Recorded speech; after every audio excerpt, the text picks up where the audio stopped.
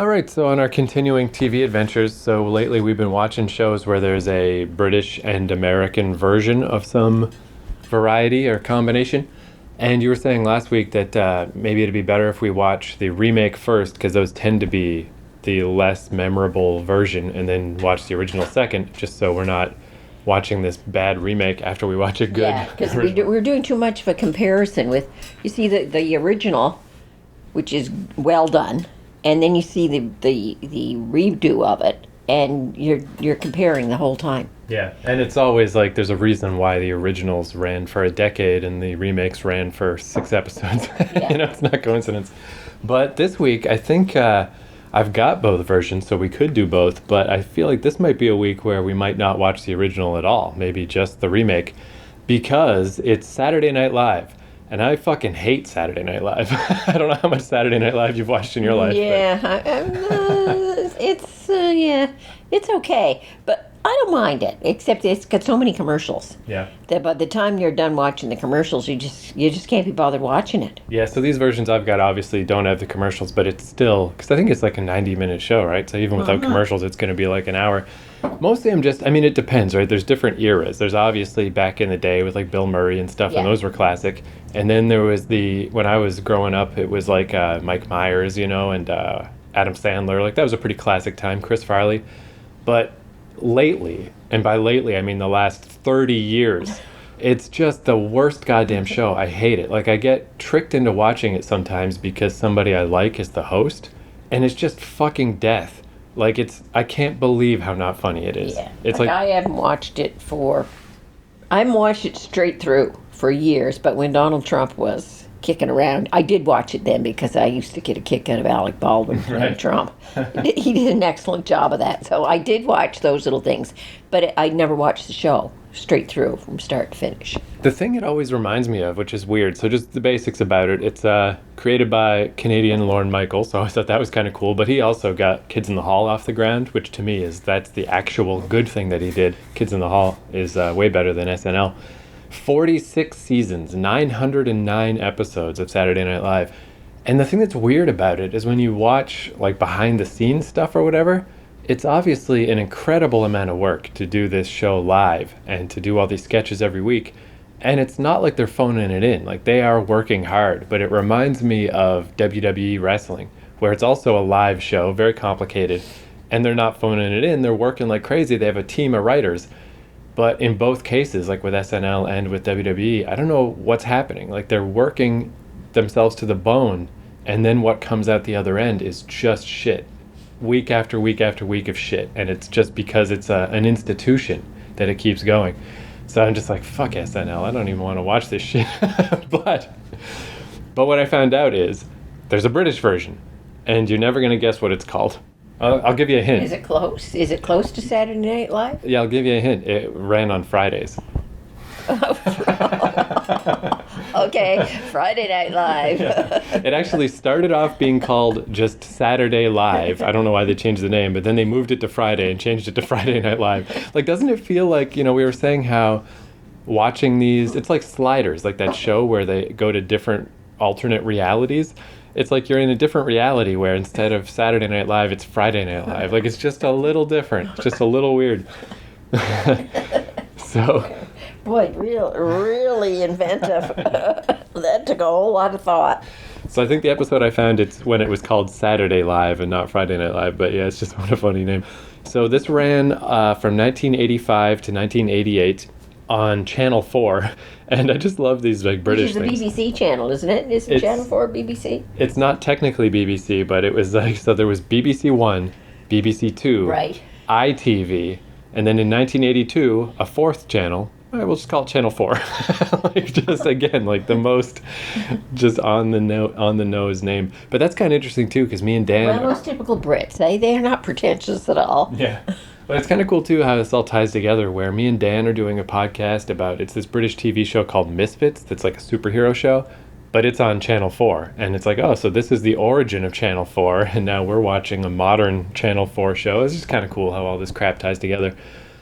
But yeah, basically, if we were to watch SNL, because we're watching a 1987 episode of the British version. Friday night. Yeah, I did find a 1987 episode of SNL where William Shatner's the host. So I mean, if we do watch it, that might be okay because it's from the 80s. The same age. Yeah. And Shatner's always funny when he does stuff.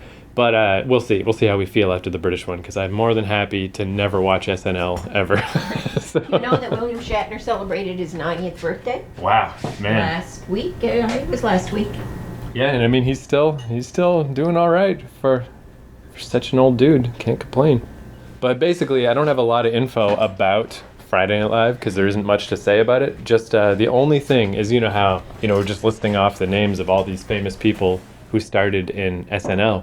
So they had a couple of those in the British version too. There was Stephen Fry, who I don't know. Oh yes, Laurie and Fry. Laurie and Fry. Yeah, no, it is Laurie and Fry because Hugh Laurie's also in it. Yeah. But so I was gonna say though, I know why I know Hugh Laurie because of House. I don't know why I know Stephen Fry. I just know him. Oh, they used to do when I first saw them, they were doing a butler show where Hugh Laurie was the rich, money coming out his arse from who knows where, inherited it or whatever, and Stephen Fry is his butler, and very knowing, and always solves the problems of the day, and they were in university together and at Cambridge, I think, is where they started doing skits at Cambridge, and this what is that show with the butler?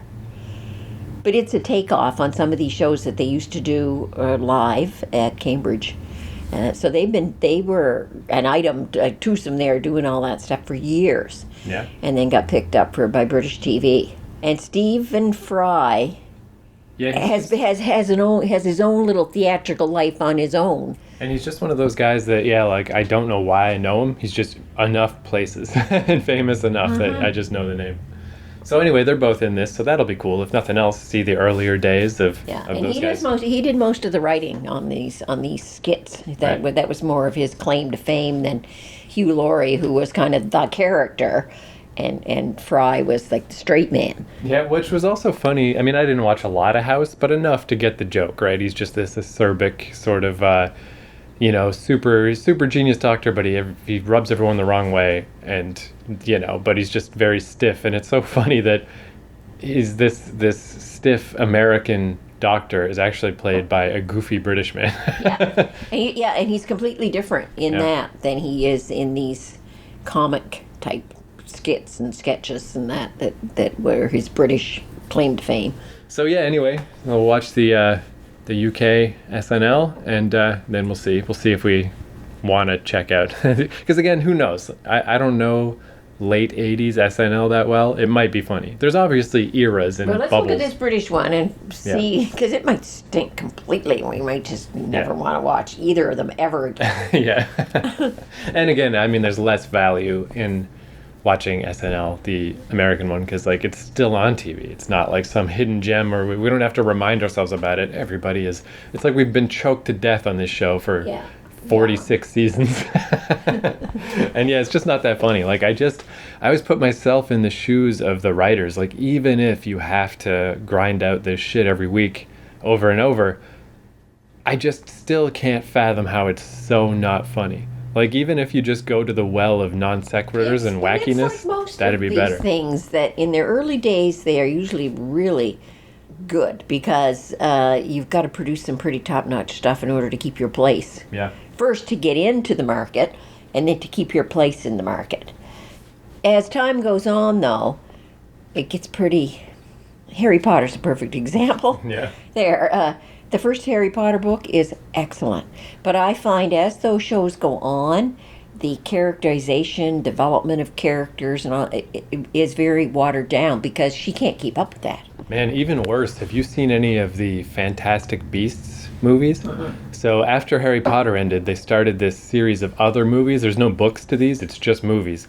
And it takes place 100 years before, and they're so shit. They're so pointless. It's like I was already tired of Harry Potter, and now it's Harry Potter. It doesn't even have Harry Potter in it. It's fucking terrible. Yeah, it's like the writing has to be done so quickly that you come off with something that's pretty friggin' shallow. Yeah. Whereas those early ones, there is a whole lot of development time put in. I mean, well, Harry Potter's an example. I think she took 10 years to to write that Harry Potter book, because she kept going back and changing it and revising it and updating it, and then finally got it accepted. Then she's working on number 2 when number 1 gets accepted. So again, she's putting a little bit of effort into number 2.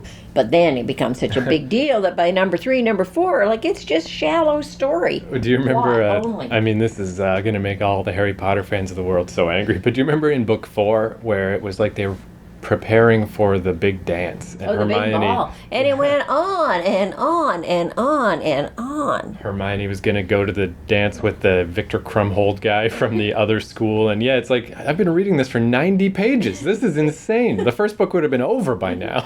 It's just preparing for the dance. Yeah, and I think that was the last of those that I read, because I said, oh my God, Yeah, this is just pulp being pushed out. I got halfway through 5 and I'm like, I can't do this anymore. Like, these books are literally 800 pages. What the hell happened? Yeah, just crazy. But book number 1, you can read that anytime. Book number 1, I laughed out loud a whole lot of times in that. But as it went, I don't think I laughed at number 2. I definitely didn't laugh at number 3, number 4. Like, whoa, yawn. I still liked 3 enough because it had the weird time travel stuff. But even that brings up the question of, so Hermione had this cool thing so she could take multiple classes that let you reverse time, and then they just never use it ever again. Well, like, that would solve every problem they ever had. That's weird. But anyway, let's not get into that. yeah, it's a different podcast. The Nuts to Harry Potter podcast. We'll do that someday. I did read a little bit about SNL once, just because I was curious about this, mostly just about Lorne Michaels, because I'm just curious about Canadians who move to America and make their fortune. And it was interesting where when he first got SNL off the ground, it was revolutionary at the time. Like, we're going to do this live show, have celebrities host it, have bands on. It was all like really exciting and cool. And back in those idealistic days when he still gave a fuck, he quit. He quit after a few years because he didn't like where the show was going, and he tried to start another show. But already at that point, like, SNL was the name everyone knew, and everyone kept watching SNL and no one cared about his new shows. So he kind of came back with his tail between his legs and never left again. And you can understand why. Like, he saw what would happen. Like, if he stays at SNL, he can do that till the day he dies, because it's just a larger than life. Everyone knows what it is. It doesn't matter if it's good. Yeah. And trying to make a new thing is not gonna happen. He can't be creative anymore. Well, he can. I mean, but it takes time and effort to be really creative. And if you've got to keep pumping out that stuff once a week, you can't possibly keep up with the creativity that it deserves. And it's like a riverbank eroding too. It's like, well, maybe I won't try as hard this year, and then the show's still fine. Well, maybe I'll try a little less next year, and the show's still fine. And then just 46 seasons later, like, yeah, you just keep. And it's so watered down. You're still getting the same money. Yeah. So then you get your options. You either stay with it, or you be true to yourself and say, forget it, I'm getting out of there. I don't want my name connected with that crap. So I guess, though, on the plus side, even though the British one got canceled after 3 seasons, but that might be a good thing, because they didn't have time to get bad. They were only around for 3 seasons. It might be good. It's got Hugh and Laurie in it. How bad could it be? Well, I guess that's famous last words. How bad could it be? Let's see. Ben Elton. Do you know that name? Is that... That's just the other name that's listed here, but yeah, I don't know who that is either. Yeah, no, that one doesn't ring a bell. Part 2 of Lost Belongings can be seen next Saturday on Channel 4 at the same time at 9 o'clock, or this coming Tuesday on ITV, also at 9. In a moment, Saturday Live bows out with Stavros, star turn on 45 pints. Well, I tell you, I have had a terrific week. I've had more fun. I hope you have. I wish you all a fond good night. And Dana says good night, Paula. Yeah, so the plan worked out pretty well of watching the British one first and then the American one second, because, yeah, as much as I was shitting on SNL, it was way better. That was actually a pretty good SNL episode. Yeah, it was. Yeah, so, because I remember that, it's like, basically, it's a good example of SNL, of, like, even a good episode, is there's, like, the one super classic, like that opening sketch where it's Shatner at the Trekkie convention telling everyone to get a life. Like, I've heard of that one before. That one is like a famous sketch. And then the rest of the show was good enough, you know? It was like pretty funny. And even the musical parts that were just kind of lame, but there was justification for it, because it's easy to see, like, oh, they needed a few minutes to set up the next sketch so they could all dress up in these weird outfits and stuff. Like, this was like not bad. As far as SNL goes, I don't think you could really ask for much more than that. Well, and the host was excellent, of course. William Shatner has such a presence. Yeah. Whereas that British host, Yeah, like he was just downright freaking boring. Yeah, what was his name? Ben Elton? We looked him Yeah. up. Apparently he was pretty famous in the 80s, and now he's a novelist. He moved away from TV stuff, and he wrote like 17 books, so good for him. But yeah, the British version didn't even keep this format, where SNL always has the guest host, and they're in a bunch of sketches, and it's mostly sketches. Where, yeah, that British one was more of a variety show. Yeah. It was just all kinds of random shit. Yeah, and the host, who was not that entertaining, Yeah.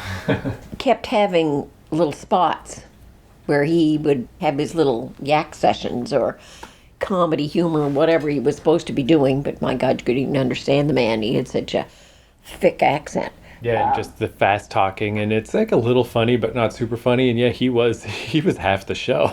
It's weird. Yeah, whereas Shatner, who does have such a presence, all he did was introduce acts. He didn't have a big long spiel and like that British guy did. Yeah. Yeah, and like that British version, like it reminded me a lot more of, if we go way back, like our very first episode was Ed Sullivan, Ed Sullivan. where, Ed Sullivan had like the circus kind of people doing the weird balancing acts and like animal shows and singers, and that's what this British SNL was like. Like a variety show, Yeah. as opposed to skits. Because they had like a Canadian comedian who I didn't know who he was, but that was kind of neat. But he had like a magician, and then like an in-house choir, but also some '80s new wave band, and yeah, just even Hugh Laurie and Stephen Fry. They had a couple of sketches, and they just weren't that funny, No comparison.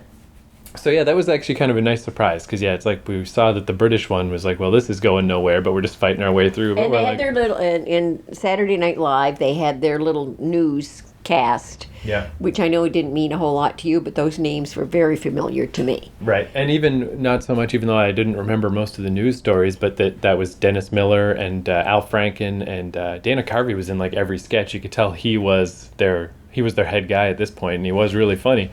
And Phil Hartman, man, just it breaks my heart every time I see him, because his wife murdered him. What a crazy death! But he was so funny in everything. He was in The Simpsons. He was just the greatest. So it was good to see him again. John Lovitz when he was younger, just like this was like a shockingly good SNL. So that, yeah, definitely, like, I'm glad we didn't do it the reverse way, like you were saying last week, because, like, if we had started with SNL, we'd be like, oh, well, look at that, a good SNL, who would have guessed? And then we would have watched that British one, and just it would have been death. And we probably wouldn't have watched all the British one. We Yeah. would have started moving fast forwarding through it. But to give it justice, we did, but we had to watch it first. Yeah, and even the American one, because it was our second one, each of these shows is an hour, I skipped all the music, because it's like, yeah. But we should have skipped the music in the British one, it would have helped. Oh, we should have skipped half the British one. Jeez. Oh, every time that host came on and talked, we should have fast forwarded. He was terrible. I don't know. I it's weird in a way, because I'm going off this wiki page of it's just like, okay, Saturday Night Live, Friday Night Live. But how much connection really is there? Like, it doesn't even seem like the British one was trying to be Saturday Night Live. It was just being its own thing. And they would have done better to emulate SNL a little more. I've definitely turned around on this, where I started off but I mean, in my defense, like, SNL has been fucking death for a long time. But if you go back far enough, it's pretty funny. Well, see, that was 35 years ago. Yeah, Star Trek 4 had just come out. They were making jokes about Star Trek 5, but there really is. There's Star Trek 5, 6, 7. They're up to like Star Trek 11 at this point. So. Well, that was very enjoyable. Even if we had watched the music was probably really good too. Yeah, and it's nice too that, and like I was saying, that the music was more justified. It's like they did need 5 minutes to get in their Trekkie gear and put on their Spock fucking ears, where in the British one, they just went to the song just to go to a song, and it just was like, whatever. So, I mean, again, it all worked out in the end for those people. Like, Ben Elton became a well-known novelist. Hugh Laurie and Stephen Fry are well-known and famous for their other stuff. What did you say? You remembered the name of their show? Jeeves and Wooster. Right. So, which is a TV series. So maybe we should watch a Jeeves and Wooster at some point. Maybe not next week, but sometime, so you can see it. It would have been made in the 90s, I think. I'd say it was in the 90s I was watching it. Now, it could have been made in the 80s. But yes, it seems like the British Saturday Night Live or whatever didn't hurt anybody. So that's the best you can say for it. It's like, well, at least it didn't hurt anyone's career. Again, though, I guess I've said this about many of these things too. Regardless of whether the show itself is any good, I love just knowing these things exist. That there is an American Faulty Towers, or a bunch of them. There is a British SNL. Just interesting. I didn't know any of this crap. Now I do. So it's worth that, if nothing else.